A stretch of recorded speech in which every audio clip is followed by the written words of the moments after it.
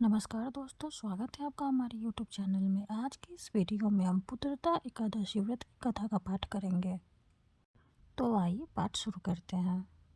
श्री युधिष्ठिर कहने लगे कि हे भगवान, मैंने पौष माह के कृष्ण पक्ष की कामिका एकादशी का सविस्तार वर्णन सुना। अब मैं पौष शुक्ल एकादशी का क्या नाम है, व्रत करने की विधि तथा इसका महात्म्य कृपया करके कहिए। मधुसूदन कहने लगे कि इस एकादशी का नाम पुत्रदा एकादशी है। इस एकादशी को पवित्रता एकादशी भी कहा जाता है। पुत्रदा एकादशी व्रत करने वाले व्यक्ति को पूजा के बाद पुत्रदा एकादशी व्रत का कथा जरूर सुनना चाहिए। ऐसा करने से व्रत पूर्ण होता है और मनोकामनाएं पूरी होती है। अब आप शांतिपूर्वक इसकी कथा सुनिए। इसके सुनने मात्र से ही वाजपेयी यज्ञ का फल मिलता है। पौराणिक कथा के अनुसार द्वापर युग के आरंभ में महिष्मती नाम की एक नगरी थी, जिसमें महिजीत नाम का राजा राज्य करता था। लेकिन पुत्रहीन होने के कारण राजा को राज्य सुखदायक नहीं लगता था। उसका मानना था कि जिसके संतान न हो उसके लिए यह लोक और परलोक दोनों ही दुखदायक होते हैं। पुत्र सुख की प्राप्ति के लिए राजा ने अनेक उपाय किए, परंतु राजा को पुत्र की प्राप्ति नहीं हुई। वृद्धावस्था आती देखकर राजा ने प्रजा के प्रतिनिधियों को बुलाया और कहा, हे प्रजनजनों, मेरे खजाने में अन्याय से उपार्जन किया हुआ धन नहीं है। न मैंने कभी देवताओं तथा ब्राह्मणों का धन छीना है। किसी दूसरे की धरोहर भी मैंने नहीं ली। प्रजा को पुत्र के समान पालता रहा। मैं अपराधियों को पुत्र तथा बांधवों की तरह दंड देता रहा। कभी किसी से घृणा नहीं की, सबको समान माना है। सज्जनों की सदा पूजा करता हूँ। इस प्रकार धर्मयुक्त राज्य करते हुए भी मेरे पुत्र नहीं है, सो मैं अत्यंत दुख पा रहा हूँ। इसका क्या कारण है?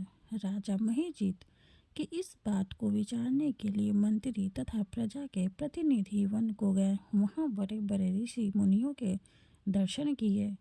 राजा की उत्तम कामना की पूर्ति के लिए किसी श्रेष्ठ तपस्वी मुनि को देखते फिरते रहे। एक आश्रम में उन्होंने एक अत्यंत वयोवृद्ध धर्म के ज्ञाता बड़े तपस्वी परमात्मा में मन लगाए हुए निराहार जितेंद्रिय जितात्मा जीत क्रोध सनातन धर्म के गूढ़ तत्व को जानने वाले समस्त शास्त्रों के ज्ञाता महात्मा लोमश मुनि को देखा, जिनका कल्प के व्यतीत होने पर एक रोम गिरता था। सबने जाकर ऋषि को प्रणाम किया।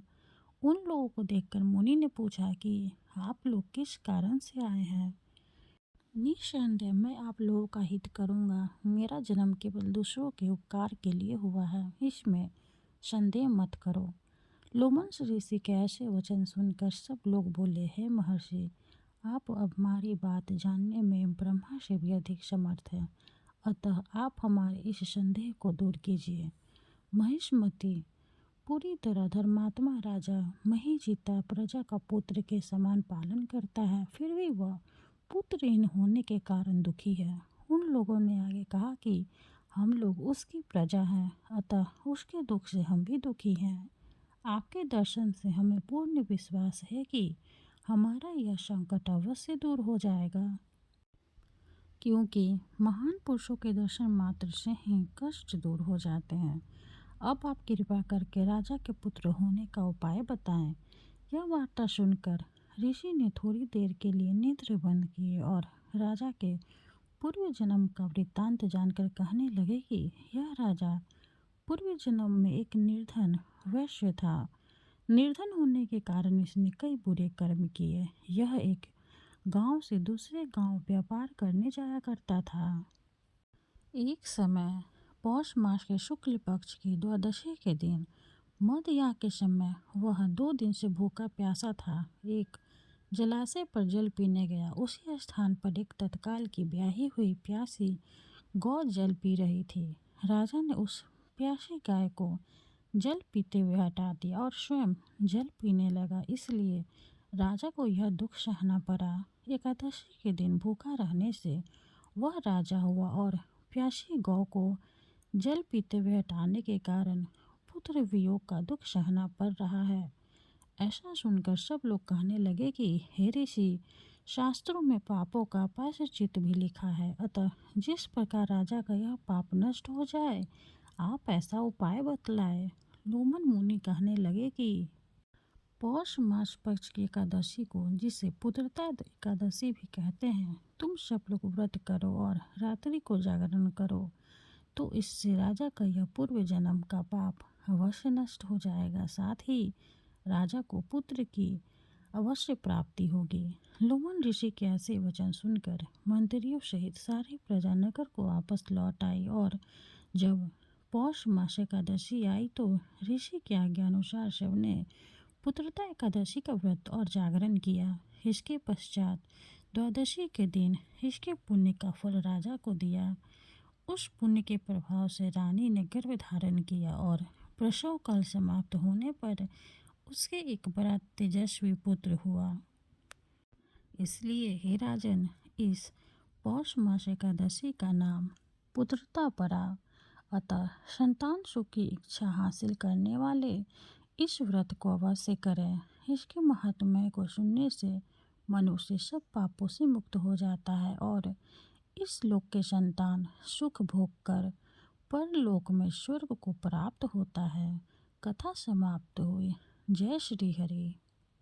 अब हम विष्णु भगवान की आरती करेंगे। ओम जय जगदीश हरे, स्वामी जय जगदीश हरे, भक्ति जनों के संकट, दास जनों के संकट क्षण में दूर करे। ओम जय जगदीश हरे, जो ध्यावे फल पावे, दुख बिन से मन का, स्वामी दुख बिन से मन का, सुख संपत्ति घर आवे, कष्ट मिटे तन का। ओम जय जगदीश हरे, मात पिता तुम मेरे, शरण गहूँ मैं किसकी, स्वामी शरण गहूँ मैं किसकी, तुम बिन और न दूजा, तुम बिन और न दूजा, आश करूँ मैं जिसकी।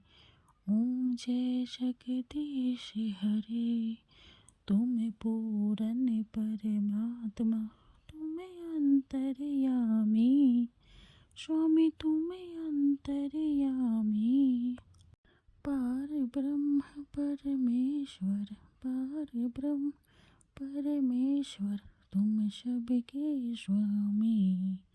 ओम जय जगदीश हरे, तुम करुणा के सागर, तुम पालन करता, स्वामी तुम पालन करता। मैं मूर्ख फल कामी, मैं मूर्ख फल कामी, कृपा करो भरता। ओम जय जगदीश हरे, तुम हो एक अगोचर, सबके प्राणपति, स्वामी सबके प्राणपति, किस विधि मिलूं दया मैं, किस विधि मिलूं दया मैं, तुमको मैं कुमति। ओम जय जगदीश हरे, दिन बंधु दुख हरता, ठाकुर तुम मेरे, स्वामी रक्षक तुम मेरे, अपने हाथ उठाओ, अपने शरण लगाओ, द्वार पर आ तेरे।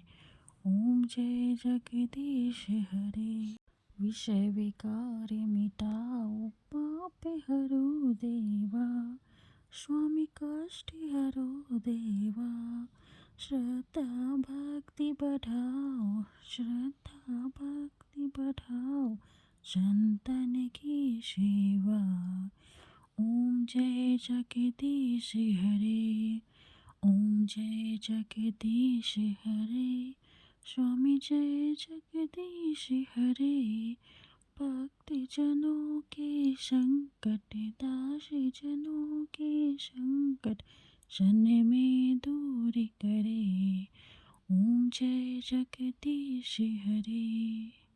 विष्णु भगवान की जय हो। वीडियो अगर अच्छी लगे तो लाइक कर दे, चैनल को सब्सक्राइब कर दे। धन्यवाद।